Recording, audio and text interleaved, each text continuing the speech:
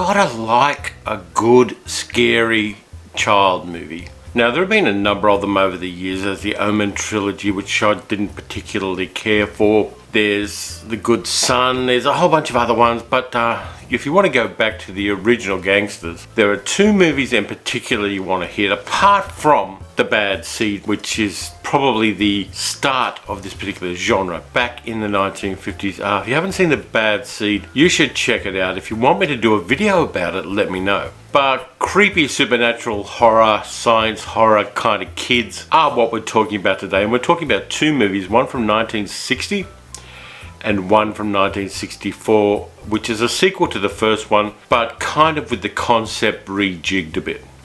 And those movies are, he said, holding this up and hoping the focus works well, Village of the Damned and Children of the Damned. Both British horror films at a time when British horror films were the way to go. Now, Village of the Damned was based on a 1957 novel by John Wyndham called The Midwich Cuckoos. And it's set in a home counties village in England called Midwich, of course. Things start happening strangely in Midwich. One day, everyone in the village just falls asleep for hours. Anybody who goes within a certain radius of the village falls asleep, whether they're in an aeroplane, in a vehicle, it doesn't matter. They all become unconscious for a number of hours. People recover, they're feeling a bit cold and a bit clammy when they wake up, but apparently with no side effects to this strange phenomenon, until every fertile woman in the village becomes pregnant all of a sudden. Whether they're virgins, whether they haven't had sex, whether their husbands have been away at sea, whether their husbands are older, every woman becomes pregnant with an accelerated pregnancy. Gotta love neighbours doing renovations, don't you?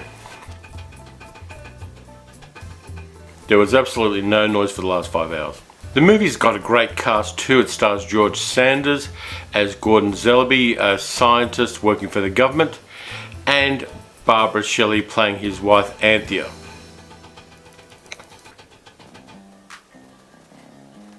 Gordon, of course, is an older father, and he's very, very happy when his wife becomes pregnant, but then suddenly they realise that these pregnancies are not natural.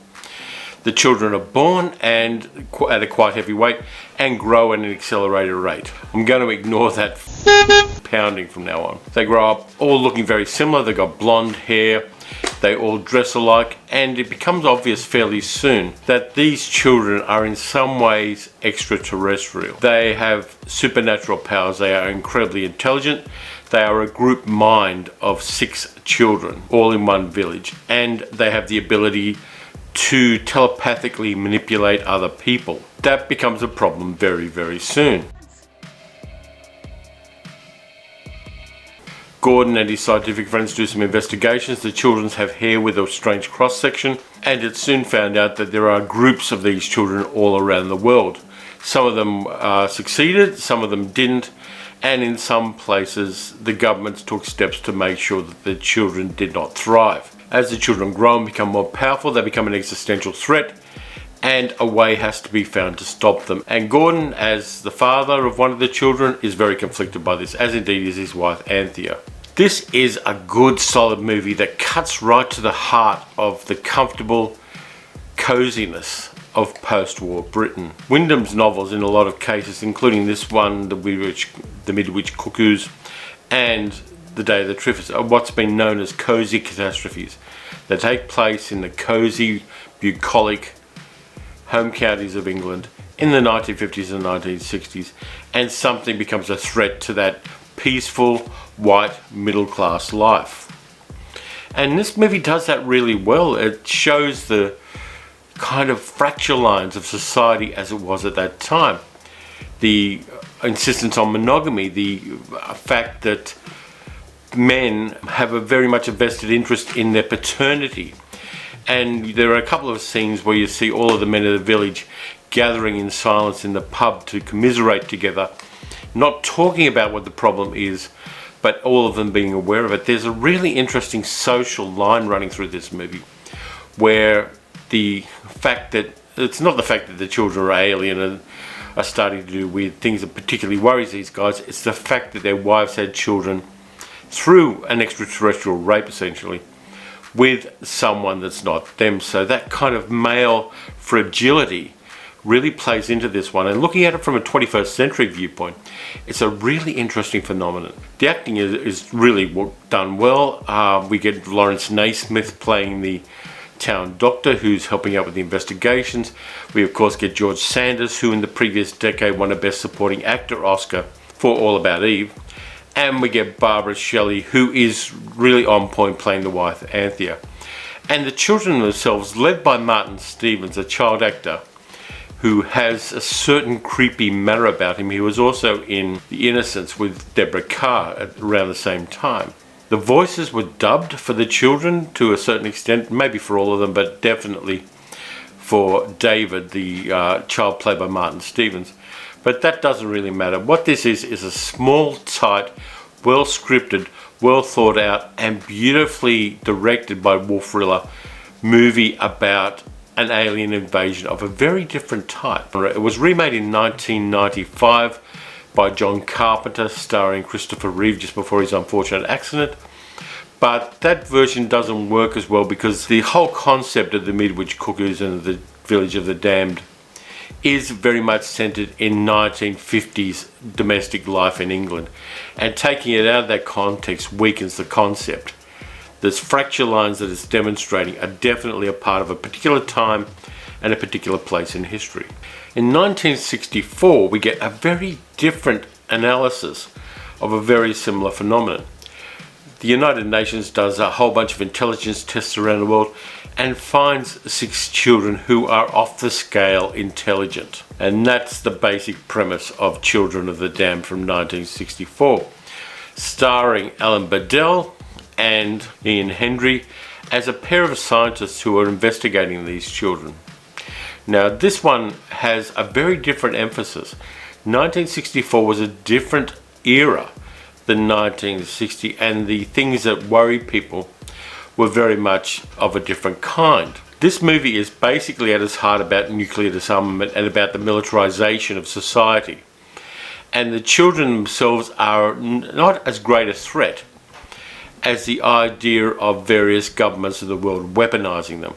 These children are brought together in London, and they're from all different countries. There's one from China, there's one from Africa, there's one from India, there's one from Russia, and there is one from America and England. It soon becomes apparent that these children, like the ones in the previous movie, are a group mind. But as genetic analysis is done, it's shown that they're not actually extraterrestrial, but they are advanced human beings 100,000 to 1,000,000 years ahead of the normal human race. And then that becomes the threat, the fact that they are so advanced and that the authorities feel threatened by them and are looking for ways to weaponize them. The children soon escape and take sanctuary in a disused church, which of course is a lot of symbolism there. They form a kind of home there, and the 2 scientists try to help understand them and to stop various attempts to use the children for military advantage. But the children have their own agenda. The children themselves are a threat. They do some quite radical things to survive, including creating a sonic weapon out of the church's organ, and also showing in other ways that people shouldn't really mess with them. And the interesting change here is that locations move from village life in England to the centre of London and to the renovation and renewal of London as an area that's about to be demolished and the church is disused. And so you get this kind of run-down urban feel about the movie that's missing from the first one. The movie works in its own way. I don't think it's quite as powerful and as focused as Village of the Damned, but it's still really good. And one of the interesting things that we can look at from a modern point of view is that the 2 scientists played by Alan Badel and Ian Hendry live together, and it's quite interesting that they're coded to be a couple.